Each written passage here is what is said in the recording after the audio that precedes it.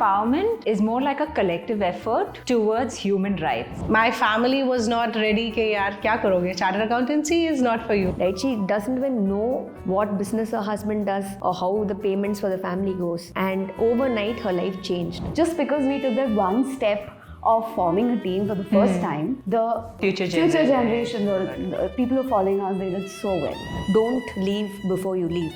So I feel a lot of people really need to start being like, okay, it's okay to not follow norms. I think it's a fear over the inability to have a dream. When I'm pregnant, or should I give my exams? We don't have to rebel. I'm sure we can find a balance of doing both. Nothing unexpected can happen overnight unless you've worked on it. It's all in your mind and in the mind of these people who are sitting in front, but that can be challenged and that can be changed, I believe.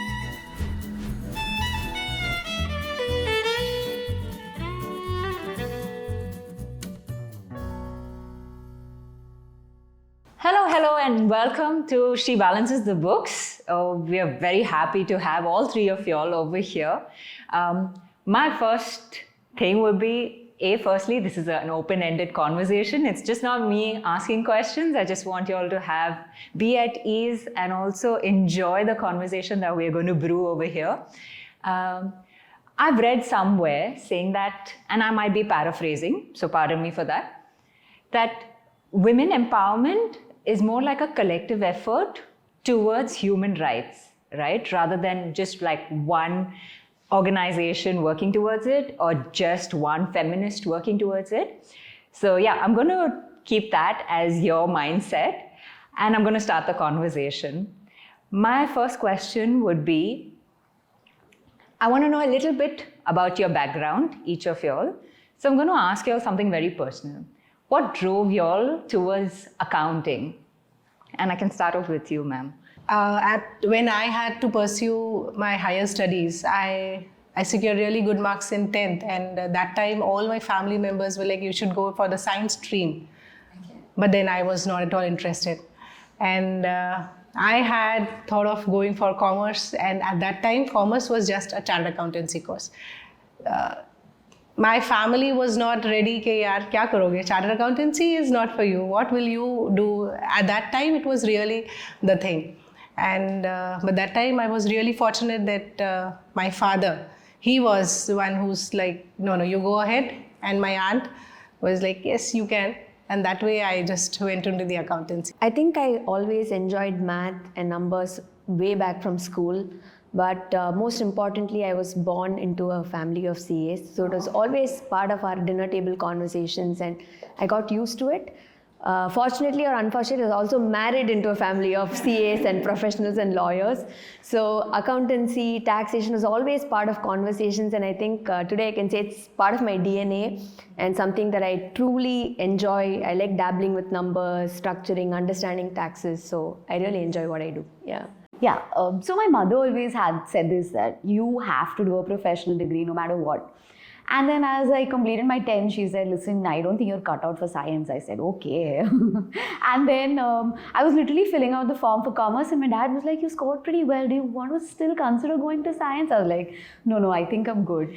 And then that's it. One of my uncles, my mama, he cleared CA back then and he said, beta, you can do it. He didn't tell me how tough it's going to be or what you're going to go through, but he just said, just do it. And that's it. I decided to go for it. That's nice. So I can see a common theme over here saying that everyone had numbers in their stream of thought process or that was just a backup option because that was for me as well when I was choosing something. So how would you define your passion for numbers? How has it evolved till date and how important is it? So can I start off with you, Divya? I sort of answered it in the first question. I think just growing up, being very acclimatized to numbers, finances, becomes part of your everyday life. And when you learn to be passionate or enjoy it, I think it's a very rewarding journey. So passion per se, I think could be overrated. It grows along with you. I don't know if I'm passionate or not. I just love doing what I do and having the ability to teach like a fellow woman to decode something, to make her financially independent her own way is very enterprising and rewarding. Yeah. I think my thoughts are pretty similar to Divya's here, that so I actually loved interpretation of taxes when I was working with the indirect tax team of Deloitte. But I mean, of course, over the years we work so much with numbers that they become a part of your DNA, and that's how you also want to help other women. Because when you hear people say that, I'm pretty bad at finances, and especially when you hear women say that, you feel like, oh, I could actually help them. It could be someone, it's someone in your house help also, like they could be bad with handling money, so you can help them as well. It was a bit different for me, I believe, because I come from a very humble business family. Okay. So there I felt, yes, I could help them somewhere after completing my chartered accountancy course. But fortunately, I was married to the same city, and I got a firm wherein my father-in-law was a chartered accountant. So I could go very easily with that profession. And now, since I'm almost 18 years working with the firm and working in the profession, it's really been a very smooth journey for me, because I had already set up and everything there. But yes, what Divya and Nikita has told, that women really, I believe they need a very small push to go into this profession. Correct. And I being the chairperson of our ICAI Institute branch there, I feel being there, I tried this a bit, and I could give back to my profession, being there and helping women to just come forward. So all three of y'all are working towards something which are empowering women, whether directly or indirectly. So I want to shine light on that, and tell me more about what y'all are doing. We can start with you. I'm a practicing chartered accountant. I'm also a cost accountant, company secretary, and a lawyer. I predominantly work across clients, which ranges from companies to HNIs to individuals. I work on their income tax and their international tax. So a large part of my life revolves around structuring, giving them the best options of what they can do, and also work a little bit on M&A deals.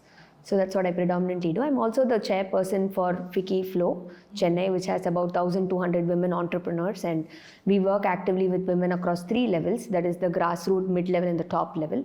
At a grassroots level, we provide them with embroidery, skilling, the traditional ways for them to earn employment. Mid-level women who have stepped out of workforce, we encourage them to get back to it. We have several programs and schemes that we work with the government on. And for the top level, which predominantly will be the members of Flow, we work for them to become directors in companies, train them to be top management personnel. I was also the chairperson for the Institute of Cost Accountants of India and SIRC. And there I think it is a very different experience of since we're talking about women, or working with women who are so diffident, to take the first step. I used to, go there every day because it was something I was passionate about, to be there at the institute. But just watching them come with their parents, I could see the difference in their confidence, and shyly they'll enroll for something. So providing them that place for them to study, the place for them to really nurture. And I realized that it's not just about teaching them classes or giving them exam forms, but also talking to them, mentoring them to say, you can take that step. Like we've all done it, we're here. Gives them the confidence to take it forward. Yeah. So I have one question which came up in my mind right now. When compared to Institute of Chartered Accountants of India, how does the institute, what is the percentage of women ratio in Institute of Cost Accountants? I think the CMA Institute, especially during the last 2 years, have made a lot of breakthroughs in percolating to all PIN codes of the South India. So that's something we work very heavily on. And automatically the gender increased. So from about, I think, 30-70, we reached about 46 to 54 in terms of women and male who take up. And more often than not, what I notice is it's not just the enrollment ratio, but also the passing ratio. So increasingly, I was visibly able to see the trend of how people come forward. I just believe if you take that first step of enrolling, you are able to finish the journey, because innately we are sincere, dedicated, we like to have the accountability to do things. So it really made a difference to increase that enrollment ratio in the institute. I would like to add a sentence to this. And regarding the passing percentage, I believe it has really increased for girls these days. Well, this is what I have seen the ICAI Institute. The enrolling percentage for girls as well as the passing out percentage for girls has really increased a lot. Yeah, so I think I remember seeing an article saying that back in 2001 or 2002, if I'm not mistaken, it was 8% of enrollment of women in ICAI. But right now it's at a 30%. It's more than that, I believe. Oh, okay, then please, I'm glad to be corrected on that. It has reached almost more than 45%. Oh, that's the great. girls that's are great. really increasing. The number of girls, they have really increased. Yeah. In almost a past of 5 years, the numbers has really doubled, I believe. So coming back to my earlier question of what each one of y'all are doing for women in general, how would you say, how are you contributing towards women empowerment? So I, when I started my practice, I've started hiring. I mean, my team is full of women. And I intend to hire women who probably want to restart in their career, or they haven't because maybe they had a child or they couldn't go ahead with whatever it is. So I intend to increase my team that way. Also, my father has a factory where all these women are employed. There are approximately 150 odd women we have. So, of course, my job is also to take care of that. And so, in a way, I'm trying my best, but I think I can do a lot more when it comes to being able to increase my team in the way that I can hire more women. I have been associated with some of the social organizations who have been working for women empowerment, I can say. I have been a part of GITO, like GIVO, Jain International Women Organization, who really try to bring up obviously female members, and they try to bring them out of their household and try to empower them. Also, otherwise at the institute level as well, I have been at various levels, like I have been the Vikasa Chairperson, I have been the Chairperson right now, I have been the Women Empowerment Committee Chairperson. So there also we try bringing out female members out to the institute for participation, for coming up as speakers, for and at various levels, like so that they come up and they just try to be a part of the organization. So when you look at accounting and finance, okay, I'm just talking about a common man's perspective. It's a male-dominated industry. How are we breaking that myth? So where, when you look at, say, someone who is wanting to join the industry, you just see men in blazers. I want to change that perspective. So can you tell me how a viewer that's watching this video can enter the stream by not having that convention, the typical myth of people in finance are usually men? I think when you start off, this is you don't have this thought process. Okay. So when I joined Deloitte for the first time, we had a good mix of boys and girls, and Okay. at that point, this never occurred to me. Okay, because I was like, no, I'm an equal. I'm going to contribute as Correct, much, yeah. kind of a thing. But as you go. And as you grow in your career and as you grow up, you realize that women have a lot to do.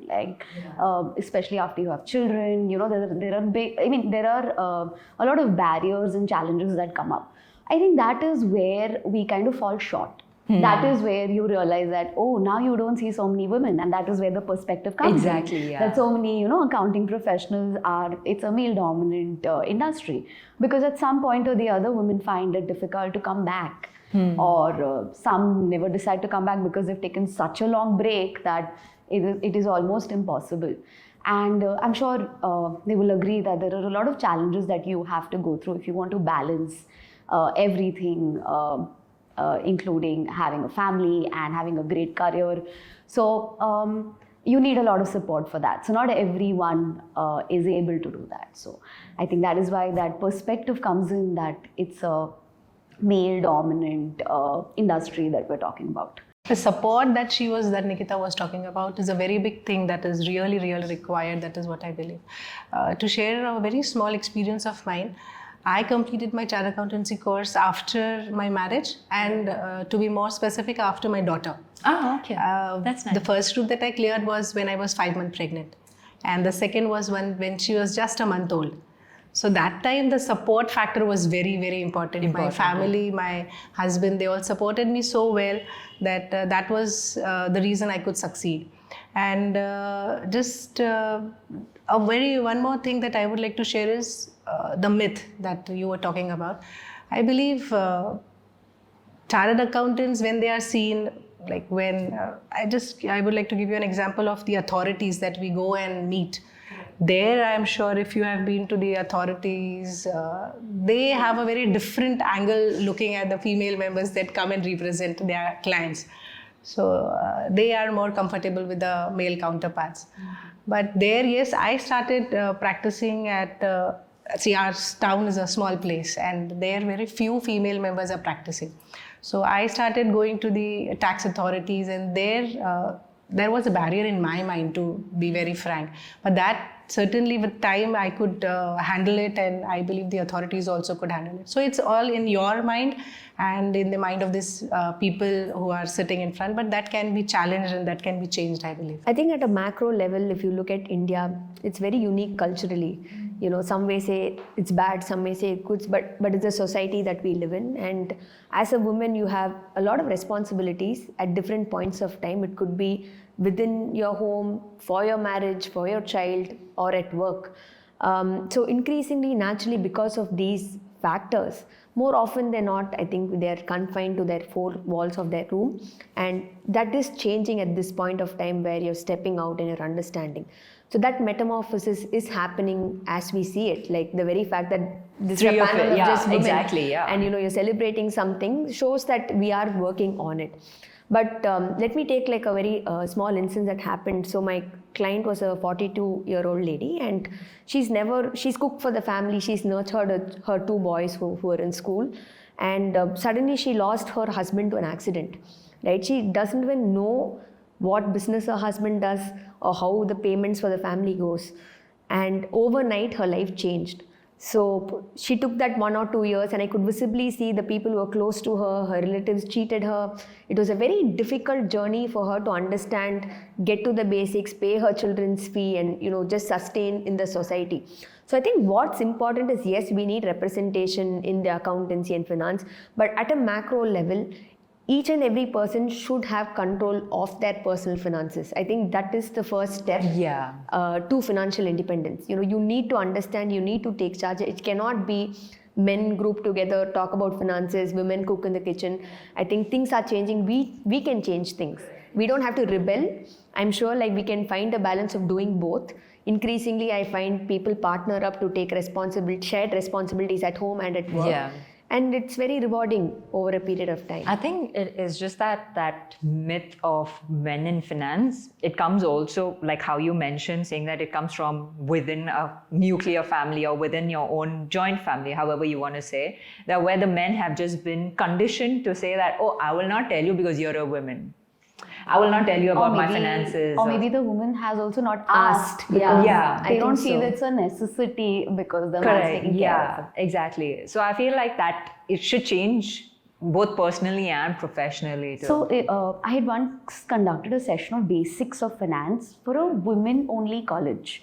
So I feel at that level where girls are just coming out of college and they're going to start their own career, if they're taught even the basics that how I'm going to take care of my money, even whatever I'm earning, little, whatever, how I'm going to take care of it, even if you're taught at that level, I think women can do really well. So for that, again, a contradictory thought process that just crossed my mind. For that, women have to reach to college. There are a lot of areas and sectors where they are not even being sent to college. Yes, there are quite a lot of women that are of privilege. I would say it's sad to say that they are privileged to go to college, but ideally that's the state of mind right now where, people are still not educating women enough and saying that, oh, by 10th you stop studying, especially in the rural areas or the smaller cities and towns and all of it. How can someone at ICAI or ICWAI or however, any of these institutes target those audience? So I think the best part about doing a professional course, whether it's a CA, CMA or CS, is entry is at a very low cost. Yeah. And you don't have to go to college to come to these courses. You can finish 12th and you can enter. Correct. So by that itself, I think we are very receptive of women entering the course because they don't cause a financial dent in their family. And once most of them enroll, they're sincere, you don't even have to go to a college because it is established by an act of the parliament where the government issues the certificate to you. So you taking private courses is on you. And today we have people like her doing YouTube videos, which is there for free. Accessibility, right? And accessible because I think internet has also made a lot of change of reaching these pin codes of rural areas that you mentioned. So I think when entry becomes so easy for anybody, the one aspect where we work heavily on is the awareness of it. Because I feel like, in the cities, metros, people know. So we work extensively on drives to reach these less populated or less reached pin codes, unreached pin codes, what I call them.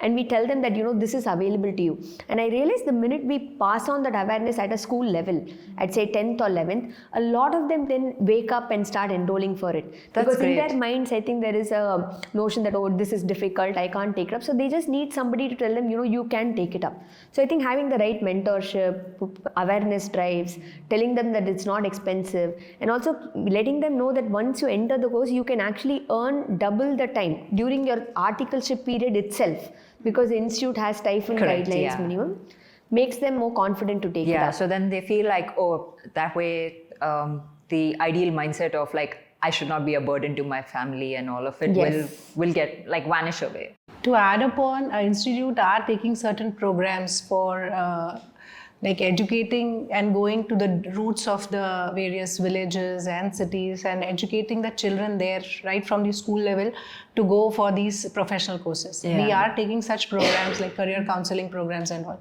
where we go and make them understand what exactly the courses are and how, like Divya has told, they are very cheap and they are very easy to pursue and to start accessible.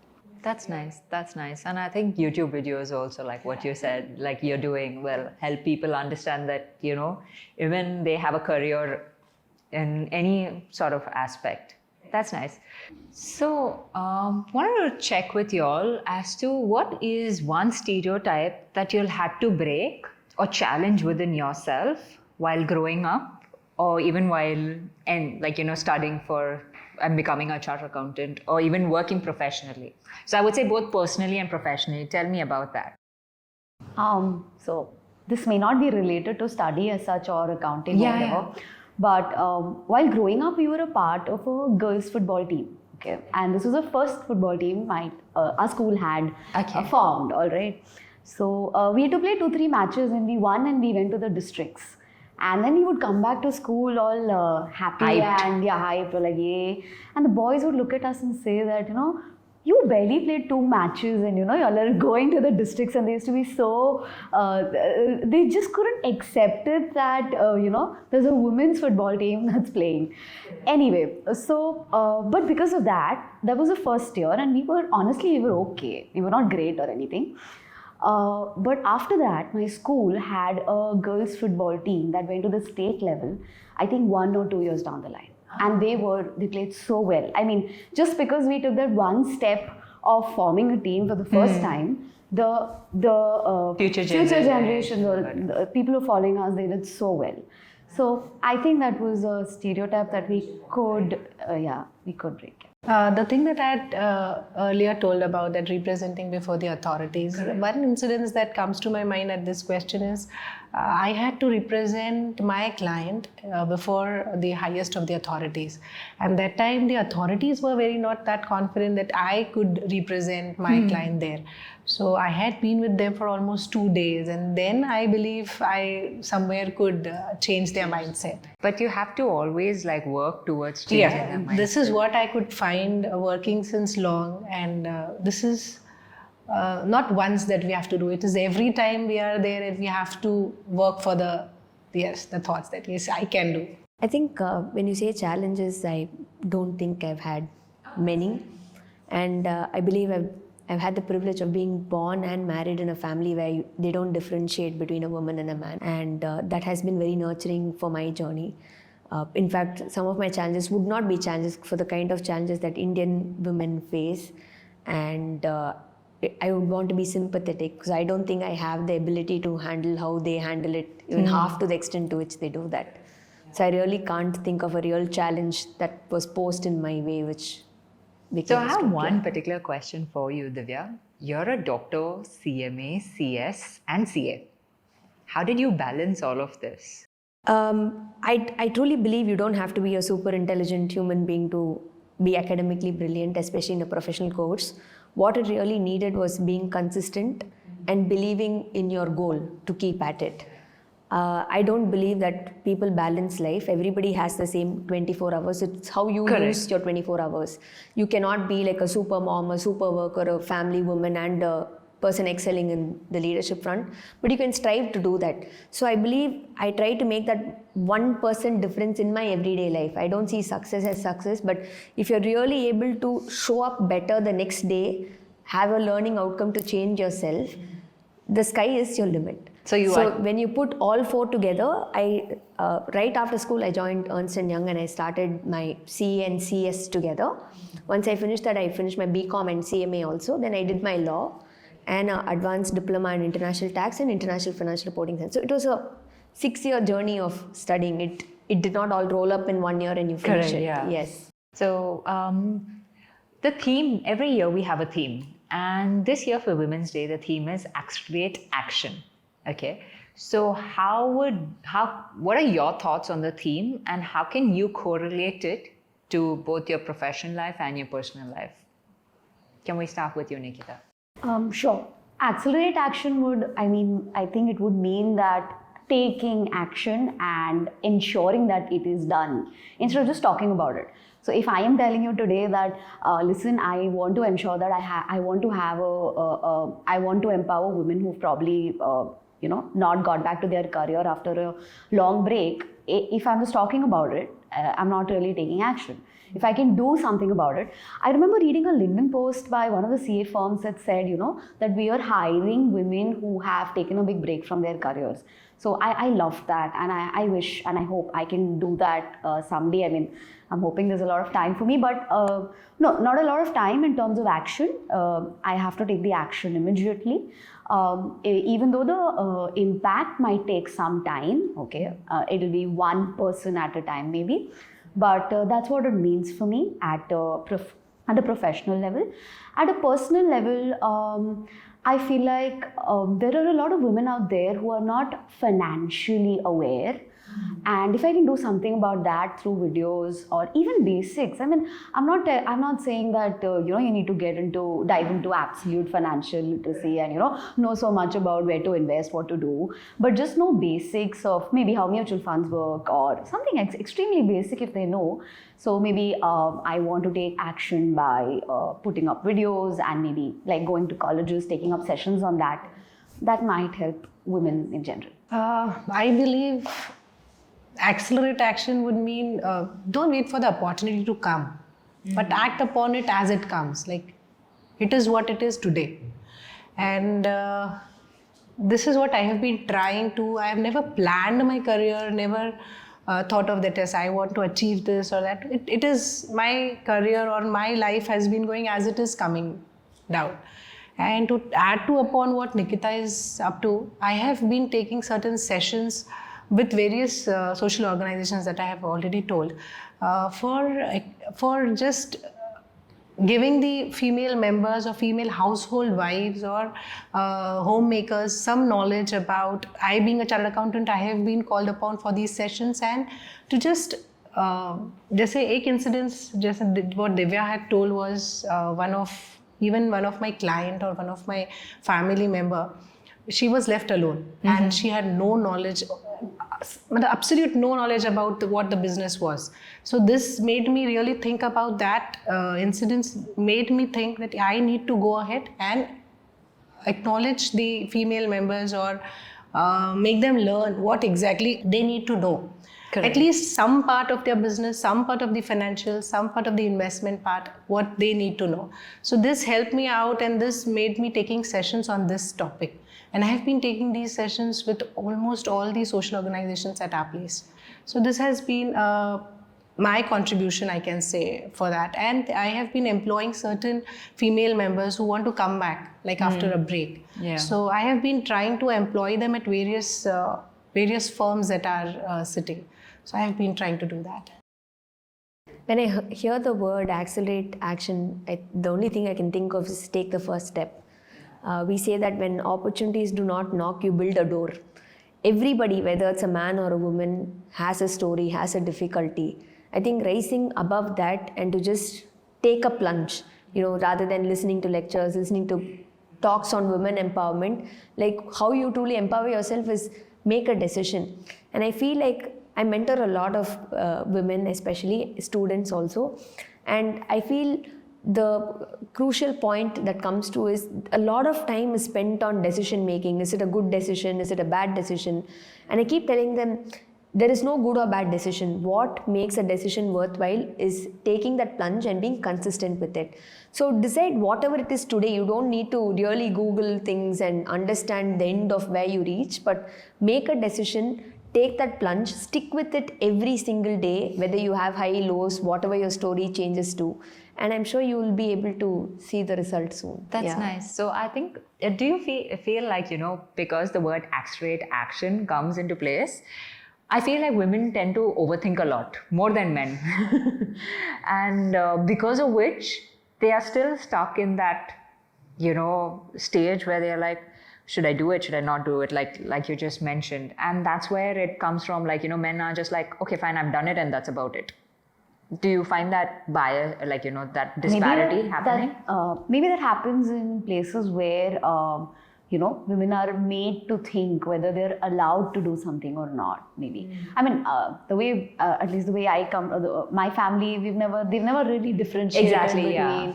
So I think this also happens at childhood level only. I mean, if at that stage, if your parents make you comfortable or don't make you realize that, okay, you're a woman, you can't do something. Correct. Then as you grow older, you don't question yourself as much. You don't overthink as much. As you would generally if, someone told you that it's not okay to do this because you're a woman, right? So that's what I think. In fact, then you would be a rebel and be like, why are you bringing the disparity now? My own parents never brought in the disparity. That's right. That's right. So at that level, if you never bring it up, it doesn't come. But again, I come from a place of privilege to say this. I'm sure a lot of women feel differently and are told that they cannot do something.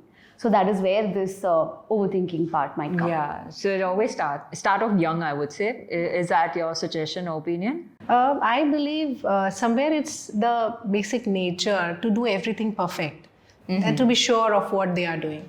They always try to be perfect at various in all the roles that they are playing in their life. And for that, I believe they always have to be sure that, yes, if I do this, I can balance, or if I do this, I would be perfect. If I do this, I would be completing a task or always going to the mark.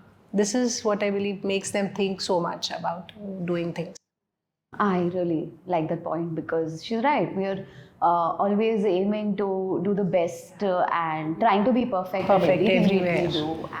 I think there's one rule of thumb that I tell any female employee is don't leave before you leave. To quote an instance that happened just 2 months ago, I had a very young girl who was very motivated and I wanted to show my appreciation to her. So I called her to my cabin. I said, I'm promoting you to a manager. And I thought she'll be receptive, happy about it. And as soon as I said it, she said, no, ma'am, I can't take it up. So I said, why, what happened? She said, no, 1 year later, I'll have a baby. So I said, oh, you're pregnant, congratulations. Exactly. I'm so sorry, I didn't notice. She said, no, ma'am, I'm not married. In 4 months, I'll get married. After that 1 year, I'll get pregnant. So I think you hit the nail on its head to say, we traditionally overthink. We put ourselves in the construct of a society. We assume that it's one after another. Exactly. And I think it's important to shift that mindset to start thinking about things parallelly. Like you can take the promotion. You leave when you really have to leave. Till then, keep your foot in the gas pedal and just carry on. And I'm sure things have a way of working out. So I feel a lot of people really need to start being like, okay, it's okay to not follow norms of just being into that entire stream of this has to be done first, this has to be done next, this has to be done third. Because I've dealt with women extensively at a grassroots level, women who come from families where they don't have the option. Exactly. They really don't have an option to say, I will finish my career, you look for marriage later. It's a very real problem for someone if they're coming and telling at 23, I have to get married. But I think what we can support to alleviate them than to say, come continue your career, because that's not an option for that woman at that point, is to say that, don't worry about the uncertainty of it. When it happens, it will happen. Accept it as it happens, because arranged marriage is very real in India. But we can find ways for you to still think about your career growth. And that's where I think at this juncture in India, we are at a very pivotal point where we have nurturing ground for these women who are transported to different locations across the country with internet. Exactly. With workforces accepting them to work from home, part-time jobs. So I think giving them those options will help them continue. I think it's the fear over the inability to have a dream. That's very true. I would really appreciate your point over there, where it is very important for people to explain to them or mentor them at that stage. Like you said, don't leave before you actually leave. So don't think that, just because you're getting married, so you can't work.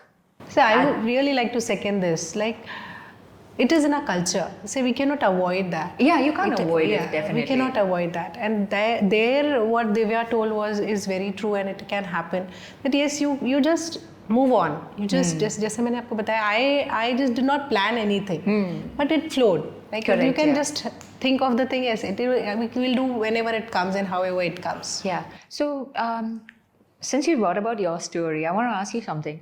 When you decided that, while you're pregnant to give your exams and all of it, how can you motivate someone using your example right now?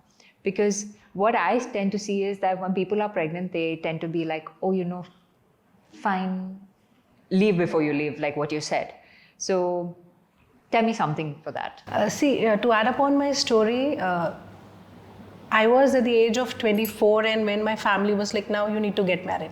So I was like, okay. My even CA finals were, and I could not complete then.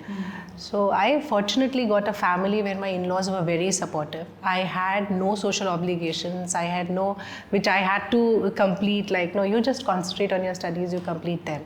So there, I was very fortunate to have a family where I could complete all my studies.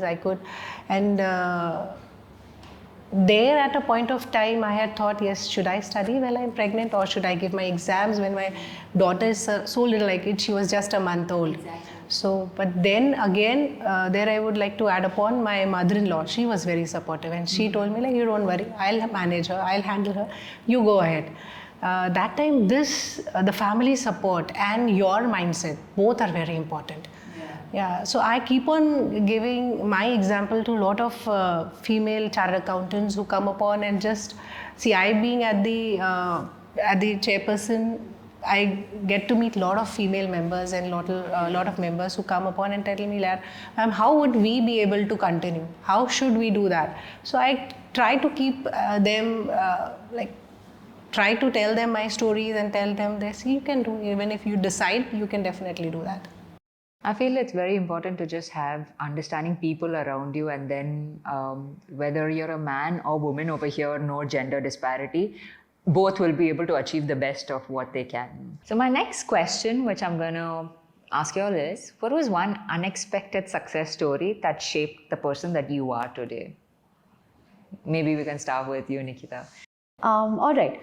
Also, I feel nothing unexpected can happen overnight unless you've worked on it over a period of time. Like Divya mentioned, 1%, right? Yeah. You're consistently working on something, and then one day that unexpected success probably happens. So for me, it was always about the small wins first. So maybe a small win like getting into a Big Four for articleship, or a small win or a big win like completing CA, or a small win like starting my YouTube channel. So I feel so a lot of people now, when I've had a kid, and I'm being able to manage all my responsibilities parallelly. they feel that, oh wow, Nikita, you kind of planned it well, looks like, okay. But nobody realizes that this is not today. This happened probably the day, it started from maybe when I started my YouTube channel, or even before that when I decided that I wanted to leave the Big Four and start on my own, right? So I feel life is like that, where you are taking these decisions today to be a better, or to get that unexpected win tomorrow. All right. So I'm still hoping that there are a lot of unexpected wins that come my way. And for that, I still have to keep working even today.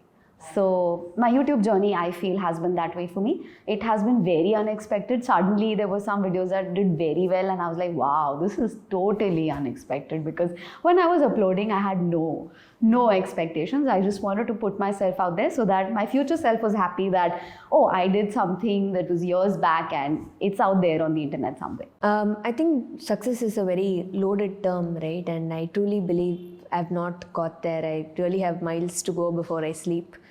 But what I've learned over time is it's always the journey and not the end. And by journey, I mean I derive joy in being able to contribute to the society in my own way, in my terms, or finding inspiration in remote corners. It does not have to be someone on a billboard or on a framed picture who's an inspiration, but finding inspiration from the people around you and learning from them. And also learning to embrace the smaller joys of life. I think those things really make it a very nice and fulfilling journey. As I shared earlier, the day when I cleared my chartered accountancy exams, the result day I was told that why do you want to go and see your results, because everyone was sure I won't be able to clear because I gave my exams in certain different conditions. So that day, when there were no internets at home, so I had to go to the internet cafe and see my results. So when I was there and I just saw that I just cleared my CA exams. So that was a day when it was really unexpected, and I could clear my exams and at those situations. So that's like all these. It's so nice to just listen to all your unexpected wins and your thoughts on it, and how they've shaped you as you are today. So my next question is like a very number-centric question, right? So according to studies, they say that the pace at which we are going with women empowerment, it will only be in 2158 is when we would reach gender parity, and we leave away the word disparity ever. So what are your thoughts on how we can shorten that timeline? Firstly, I would like to tell gender disparity is, what is it in your minds? It is a very simple, the word woman includes the word men. So if we go with this thought, it would really help everyone to remove this disparity or lessen this disparity. But yes, certainly the women need to gear up and need to learn a lot of things. Like if we see AI that is coming up, that is helping them to work easily, work from home, and a lot of these things can help them to empower themselves. And what I believe is women are empowered. They just need to understand themselves and move ahead. I think the biggest accelerator and differentiator as to how we're going to possibly shorten this timeline of what we stare at today is technology. The very fact that there's so much thrust and push, and in its own way, going through the COVID era, thrust technology in every home, in the remotest corner of the world to the top, MD of a company. So by having access that how it makes a difference to a woman is possibly because a lot of times she's supposed to step back from the journey. When she gets married, she has to relocate, or when she has a child, she has to step back. But today, because there's technology and we're in such a fertile time, I feel like they can find alternative opportunities. For example, you can disperse your knowledge by not physically going to a class, but by taking an online session, right? You can contribute to your workforce by being a remote CFO or a CEO. So you still aspire for those top positions by the comfort of your surroundings. So having this technology and having us being connected, I think will really make a difference in terms of achieving the goals that we need to achieve. Adding to the point that Divya already mentioned about technology, I think we can make a lot of difference in the accounting and finance domain specifically because I use a lot of cloud accounting. I use a lot of Zoho. So I know that my team, by the way, sits remote. People sit in Orissa and Andhra and they're working with me, right? And these are women, okay, working from home. Some are not married, okay? But I'm not concerned because even I'm not concerned, they're not concerned because no matter where they go, even if they get married, they can still keep working with me, right? They just have to find the 24 hours, they have to just find time, right? So I feel we can make a lot of difference in this specific domain. I want to make a lot of difference by removing this barrier that you cannot work with me just because you're remotely working, right?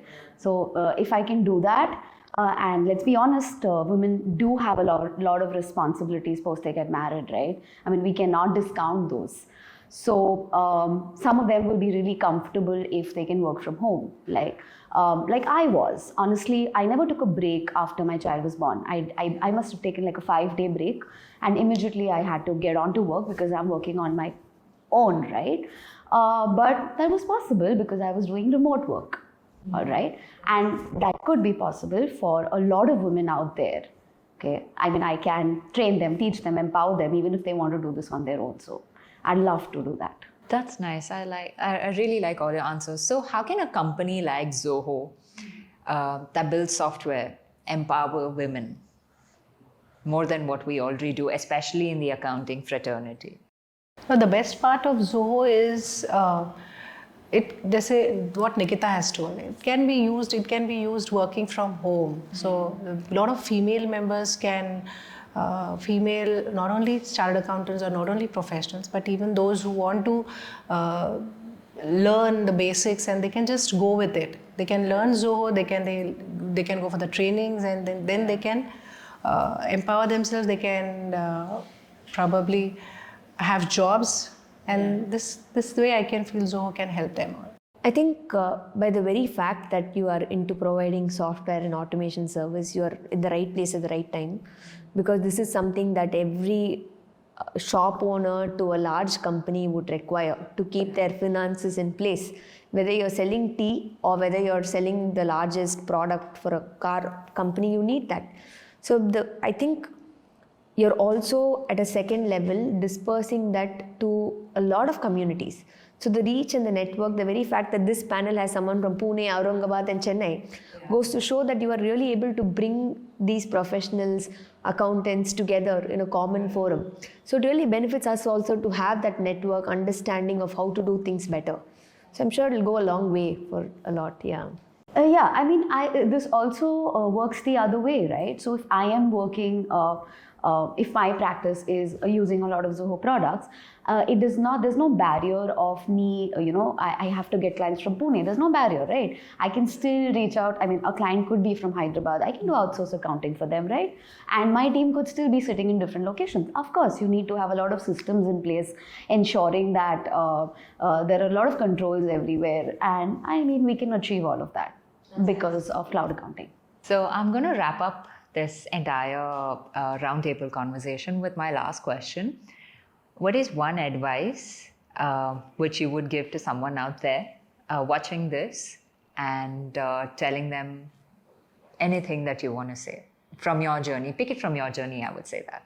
I think always take the first step. Don't wait for somebody to ask you. Take that step. Whatever it is that you think is impossible could be possible if you just believe in yourself and take that step. Put your first foot forward and go with full conviction that you can achieve it. And the more you believe it, you'll land up achieving. I would like to say be confident in what you are doing. Yes, just what Divya has told us. Be confident, be sure about what you are doing, and then you can achieve anything. Yes, be resilient, and even after you've taken the first step, don't take that step back.